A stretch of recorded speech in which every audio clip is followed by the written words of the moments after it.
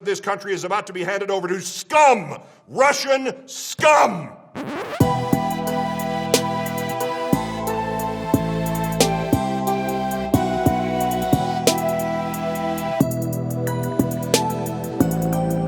Actually, the number of social media posts by the IRA, only a very small number of them even talked about the election or about the candidates. Facebook admitted, the VP of Facebook published a report that admitted that the majority of the ads came out after the election. Oh, of course. Oh, yeah, after the election. Oh, yeah. I mean, it's the whole thing is like, to even discuss it, it feels silly because it's so stupid. But just I'm going to quote you one thing from the New Knowledge report in case anybody missed this. This is my favorite part of it. So New Knowledge in this section, this is a Senate report. Okay, this has the imprimatur of the U.S. Senate.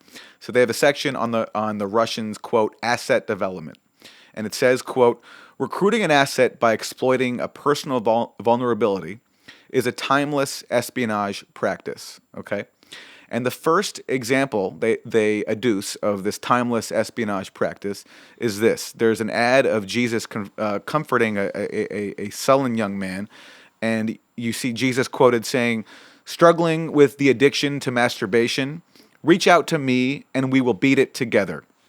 And then it says, you can't hold hands with God when you are masturbating. Use our hotline if you need help. So according to the official Senate experts on, Russian espionage and Russian interference, this was the top example of the Russians' asset development as part of their sweeping social media campaign that, of course, sober people like Gerald Nadler and Hillary Clinton compared to Pearl Harbor and 9/11. What a bunch of jerk-offs. And I can't wait for the report. I just don't think those who are calling for it from the pro-Russiagate side realize what they're in for. Well, there's going to be a lot, I think, about Israel, the UAE, and Saudi Arabia in that report. Yeah, and on the subject, this is the best take ever published on Russiagate. It was published in the foreword in December 2017. This is the headline. Jared Kushner was right to collude with Russia because he did it for Israel. By Daniel Cohn. That is a real article. Jared Kushner was right to collude with Russia because he did it for Israel. That's crazy. We're bringing woke Bill Kristol on soon. Look that up if you haven't seen that, folks. Woke Bill Kristol by Ari Melber. All right, we'll play a clip of it here, actually. This was the year that many people began referring to woke Bill Kristol, a tribute to the idea that people do evolve and Trumpism, like a lot of challenges, can create strange bedfellows.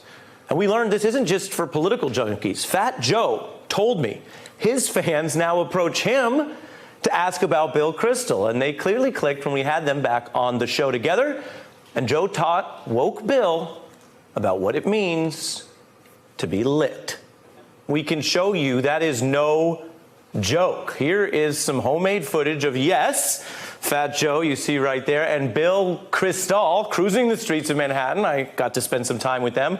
We were heading there to an MSNBC event. Trump's brought us together. It's a tribute to Trump.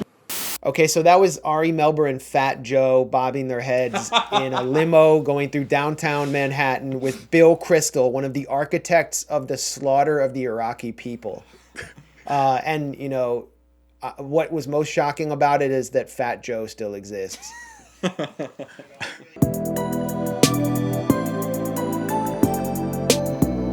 With Russians, we had James Clapper saying that they're genetically predisposed to cheat and lie. If you put that in context with everything else we knew the Russians were doing to interfere with the election, and just the historical practices of the Russians, who typically almost genetically driven to co-opt, penetrate, gain favor, whatever, which is a typical Russian technique. So we were concerned.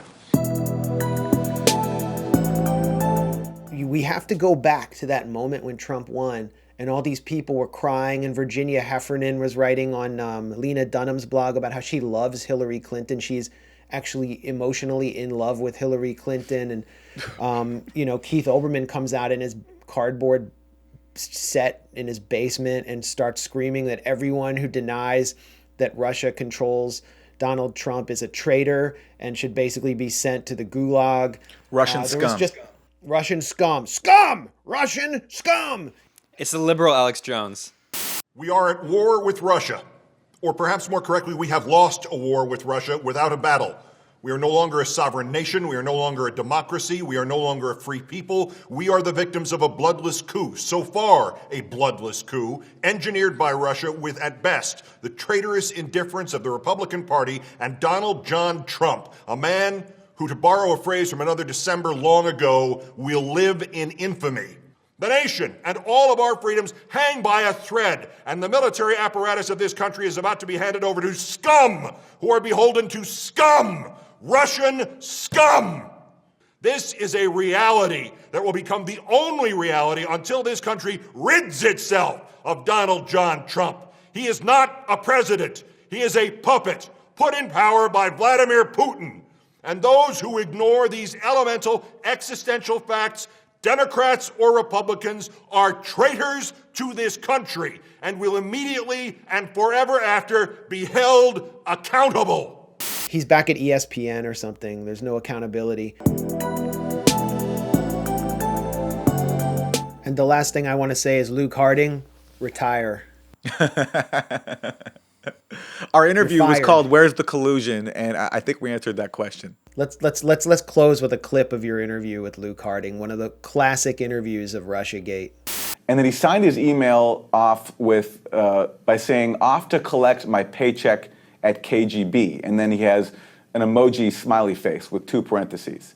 Okay, and you write, "The thing which gave me pause was Klimnik's use of smiley faces. True, Russians are big emoticon fans, but I've seen something similar before." On his Twitter feed, Nalobin described himself thus: "A brutal agent of the Putin dictatorship." Smiley face. So are you inferring there that because 2 Russians used a smiley face, that's proof that Manafort's associate was a tool of the Russian government? No, I mean, really what you're doing is now rather a sort of silly exercise. You haven't read the book, but you're taking one small bit and jumping on that. Because you're using emoticons as proof of a Russian tie, so I'm asking you about it. He's now been indicted with money laundering, with conspiracy against the US by Robert Mueller. So I think it's perfectly legitimate to look at him. And I'm not saying, Luke, I'm not saying it's not legitimate. I'm taking issue with you writing, "The thing which gave me pause was Klimnik's use of smiley faces," as if the use of smiley faces is somehow evidence of a nefarious Russian government tie.